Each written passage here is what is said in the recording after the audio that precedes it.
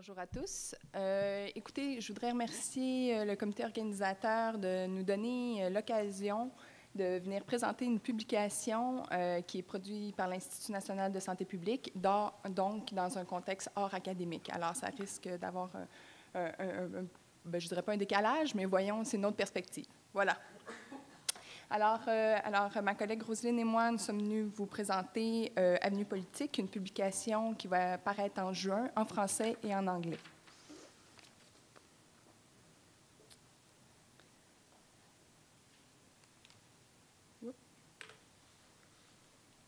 Voilà.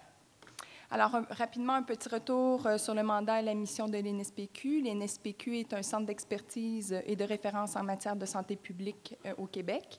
Sa mission est de soutenir le ministère de la Santé du Québec, les autorités régionales de santé ainsi que les établissements dans l'exercice de leurs responsabilités.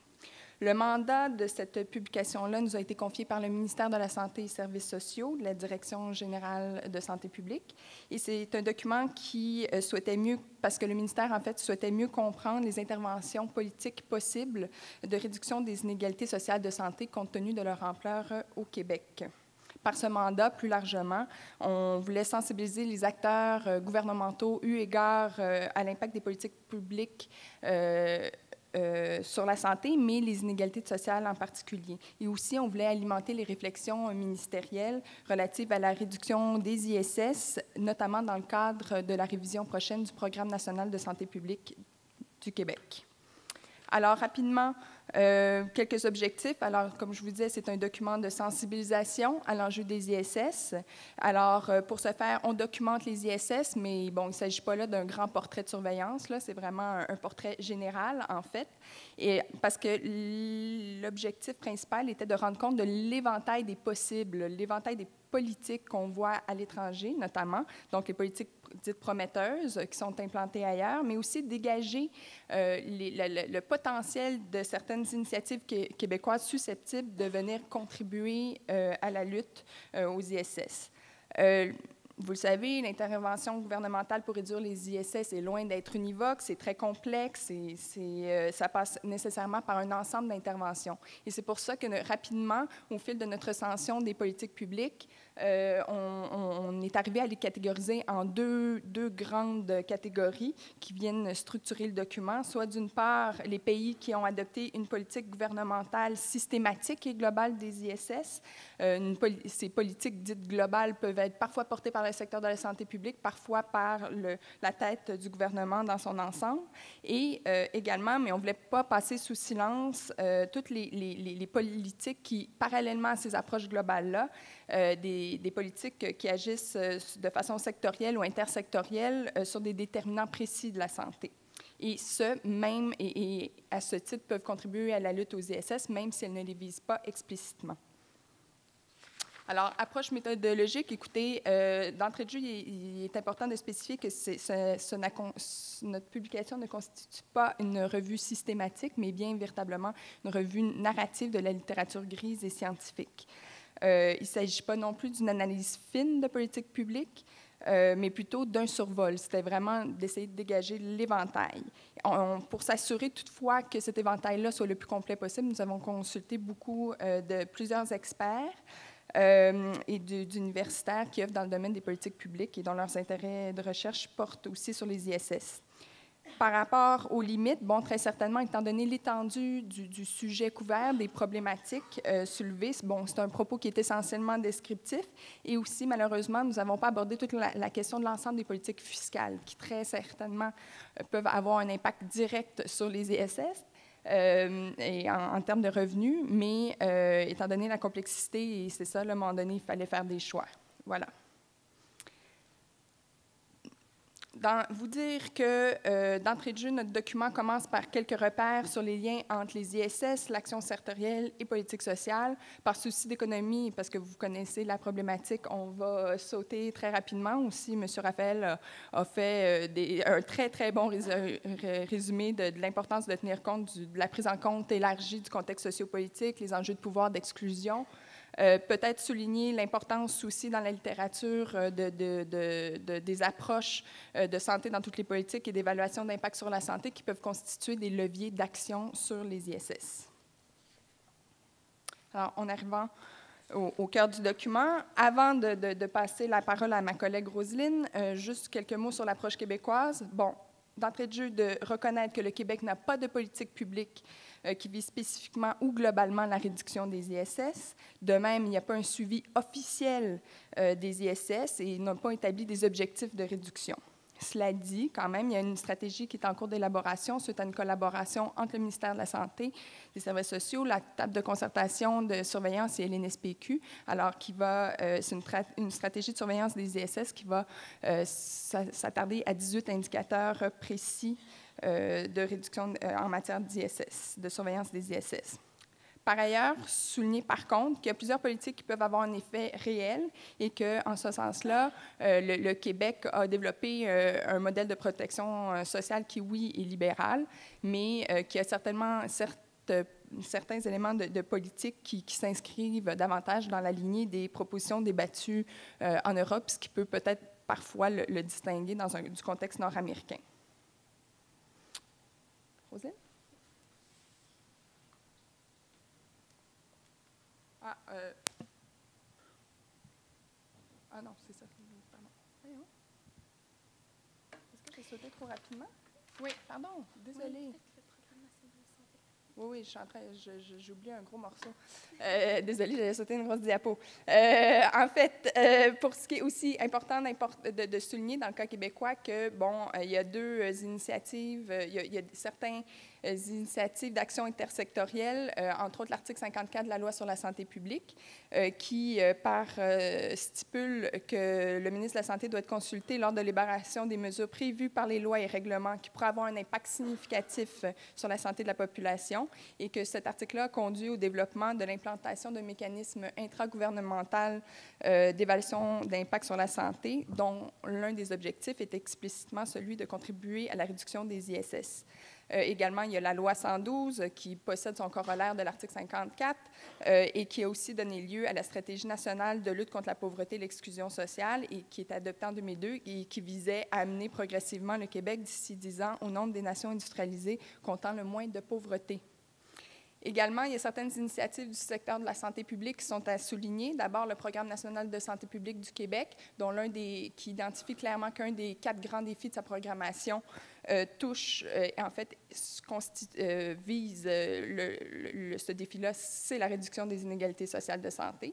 Et c'est pour ça qu'il y a plusieurs interventions du programme qui portent spécifiquement sur les groupes plus vulnérables et que l'importance de favoriser des politiques publiques favorables à la réduction des ISS y est clairement affirmée. Très certainement, plusieurs peuvent dire qu'il s'agit là que de bonnes intentions et que ça peine à se concrétiser par la formulation d'objectifs concrets. Néanmoins, en tant qu'institution paragouvernementale, on essaie au moins d'espérer qu'il s'agit là d'une certaine... que cela atteste d'une prise de conscience et qu'en fait, qu'on essaie d'établir peut-être les premières pierres vers une politique de lutte aux ISS. Également, un élément, et d'ailleurs à ce niveau-là, où il faut souligner en matière de santé publique, il y a plusieurs directions régionales de santé publique qui établissent des portraits des ISS sur leur territoire.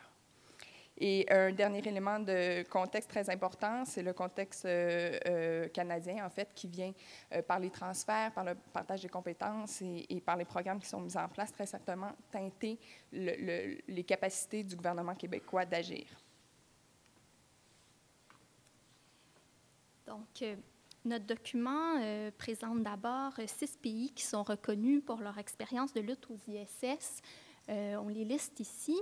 Je ne vous les présente pas en détail, là, faute de temps, la présentation est limitée. On va insister ici sur quelques caractéristiques qui sont communes dans ces expériences. Ces pays ont pour la plupart bénéficié d'une certaine stabilité politique qui a permis le développement de ces approches sur plusieurs années, comme par exemple le Royaume-Uni qui a bénéficié d'un mandat du Parti travailliste sur de longues années. Aussi, je mettrai l'accent sur le rôle clé des autorités régionales et locales dans plusieurs de ces contextes-là. Il y a plusieurs de ces interventions-là qui vont être déployées à ces niveaux-là de gouvernance.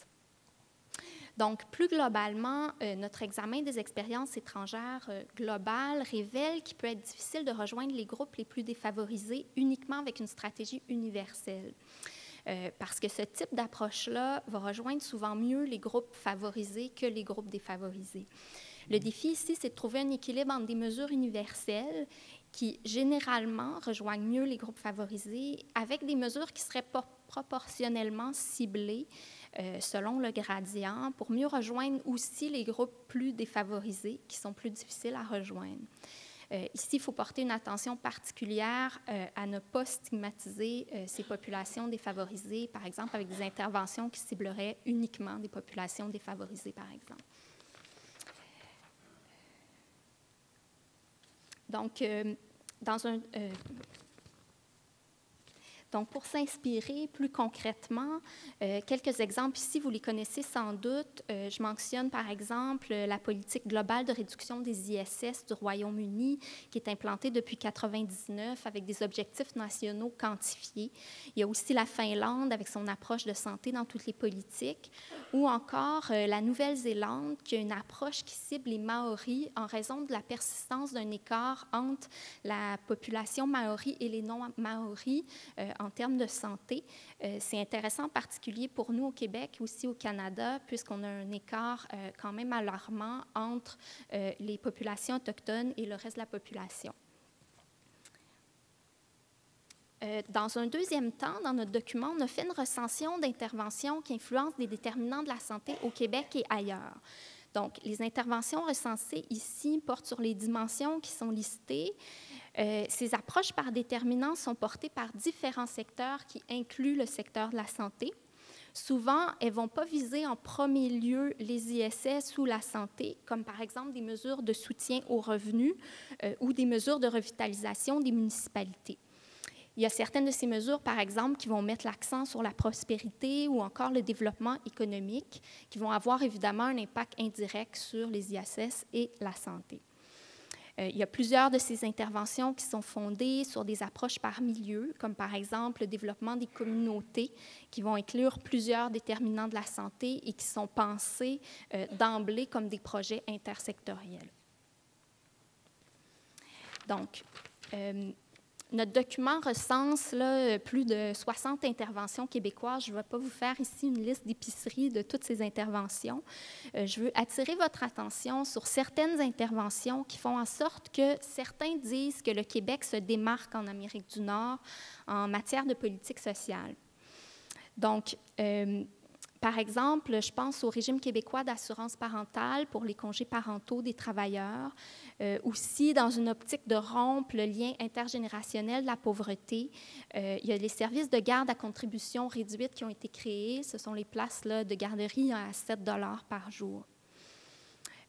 Si on va... par exemple, j'attire aussi votre attention en termes d'emploi de revenus de solidarité sociale sur le plan d'action gouvernemental pour la solidarité et l'inclusion sociale qui découle de la loi sur la pauvreté. L'idée ici, ce n'est pas de dire qu'il se fait énormément de choses ou assez de choses au Québec, mais plutôt l'idée, c'était de souligner le caractère intersectoriel des interventions. L'idée, c'est de sensibiliser les décideurs des différents secteurs sur des interventions qui pourraient affecter les inégalités et la santé. Donc, je continue. On a un levier intéressant au Québec depuis récemment, qui est la loi sur le développement durable et la stratégie gouvernementale de développement durable qui découle de cette loi. Il est précisé dans les orientations de cette stratégie qu'elle cherche spécifiquement à prévenir et réduire les inégalités sociales et économiques. Il y a aussi, j'attire votre attention sur le régime public d'assurance médicaments qui couvre les personnes qui n'ont pas accès à un régime privé d'assurance pour défrayer les coûts des médicaments. Et j'insiste aussi sur l'approche de responsabilité populationnelle des centres de santé et de services sociaux au Québec, qui est une approche qui coordonne l'offre de services en fonction d'une population sur un territoire donné, plutôt qu'en fonction des individus qui accèdent directement aux services. Donc, c'est une approche qui vise à rejoindre les personnes les plus vulnérables qui consultent peu ou pas les services. Donc, à l'étranger, On a aussi documenté là, plus de 50 interventions qui se retrouvent dans notre document que vous pourrez consulter. Je vous en liste quelques-uns qu'on trouve particulièrement intéressants. Je pense particulièrement au programme de développement de la petite enfance au Royaume-Uni qui s'appelle Sure Start, qui vise à réduire la pauvreté et sa transmission intergénérationnelle. Il s'agit d'une offre intégrée de services de garde, d'éducation préscolaire, de soutien à la famille et de services de santé et de promotion de la santé. Donc, il s'agit d'un réseau de centres qui vont proposer, en plus des services de garde, par exemple, des services de réinsertion en emploi pour les parents sur le même lieu. Donc, ces centres ne sont pas limités au secteur défavorisé. On les retrouve dans tous les secteurs. Cependant, le financement varie en fonction du niveau de défavorisation du secteur. Donc, il va être plus important dans les secteurs défavorisés. On a aussi la politique australienne d'inclusion sociale. Cette politique vise les familles sans emploi, les enfants vulnérables, les personnes itinérantes, les autochtones et les personnes handicapées. Donc, c'est intéressant, cette politique propose des approches intégrées vers des quartiers et des communautés vulnérables. Donc, on retrouve toutes ces populations-là dites plus vulnérables au sein de la même politique. Il y a le projet MURA en Slovénie qui vise à soutenir la santé et le développement de la région la plus défavorisée du pays. Donc, ils ont conçu un consortium entre des secteurs qui habituellement ne travaillent pas ensemble, comme la santé, les industries agroalimentaires et les industries touristiques. Et en mettant l'accent sur le développement d'infrastructures écotouristiques, ils font la promotion de produits alimentaires de la région et d'activités récréatives favorables à la santé. Les évaluations de ce programme-là montrent un impact concret sur la santé de cette population-là. Dans un autre secteur, en fait, sur la santé, il y a le programme MIMI en Allemagne qui vise à rendre le système de santé plus accessible pour les personnes immigrantes. Ils ont mis en place des médiateurs interculturels qui appartiennent aux communautés et qui font le pont entre les communautés et les services de santé. Ce programme a débuté par un projet pilote et s'étend maintenant à 48 municipalités d'Allemagne. Et les évaluations démontrent qu'il y a une nette augmentation de la population migrante qui a pu accéder à des soins et des services de santé. Et finalement, la stratégie nationale de logement du Pays de Galles, c'est une stratégie qui comprend une norme de qualité, donc des standards qui doivent être rencontrés par tous les propriétaires de logements sociaux. Donc voilà quelques exemples. Je vais laisser Maude conclure. Alors, quelques éléments de conclusion. Mais d'entrée de jeu, certains pourraient nous critiquer en disant qu'on a juste fait valoir un simple catalogue, en fait, de différentes interventions et que nous n'avons pas produit une analyse fine en termes de politique publique. En fait, il faut se rappeler dans quel contexte ce mandat-là a été produit. C'est vraiment une publication qui vise à sensibiliser les acteurs de santé, mais aussi les représentants des autres ministères à propos des inégalités sociales de santé. D'où le titre, d'ailleurs, « Avenue politique », qui ne suppose pas un caractère normatif, évaluatif, mais évoque plutôt l'éventail des possibles en vue, nous l'espérons, d'inspirer les décideurs. Aussi, aujourd'hui, notre présentation se voulait une tentative pour dépasser la boîte noire des régimes d'État sociaux. Et là, en fait, pour autant que c'est certain que les travaux d'Esping-Anderson ont structuré les débats académiques entourant l'expansion, le retrait, ou d'autres pourraient vous parler davantage de restructuration de l'État social, il reste qu'il s'agit d'une typologie qui simplifie un peu la réalité. Alors, à ce titre, oui, le Québec est un régime libéral, mais il y a certaines politiques qui ont des pointes davantage social-démocrates et comme en attestent certaines politiques, mais aussi l'institutionnalisation d'une approche intersectorielle, comme le IES, l'évaluation d'impact sur la santé. Et aussi, aujourd'hui, c'était une tentative pour aller au-delà de l'indicateur de l'effort social gouvernemental, qui en dit peu, en fait, sur le choix, la nature des choix des politiques sociales qui est effectuée et qui ne révèle pas grand-chose non plus quant au qui reçoit quand, comment, pour quelles conditions dans la distribution des dépenses sociales. Encore une fois, ça s'avère particulièrement vrai dans le cas québécois, étant donné qu'il a développé beaucoup des politiques, notamment celles en matière de garderie, dans un contexte d'austérité budgétaire, en fait, tant au fédéral qu'au provincial. C'était le tournée des années 80 et c'était une période d'austérité budgétaire. Donc, il est possible, même en période d'austérité budgétaire, de faire certains choix de politique. Et cela dit aussi, enfin, on voulait mettre en évidence par notre présentation aujourd'hui qu'il y a une certaine volonté. Alors, parallèlement au programme politique, en fait, que nous propose M. Raphaël, il y a quand même une certaine volonté chez certains acteurs gouvernementaux de travailler à la cohérence de l'action gouvernementale, aussi de voir une certaine préservation des acquis sociaux et de travailler une mobilisation pour l'adoption de politiques publiques favorables à la santé et équitables.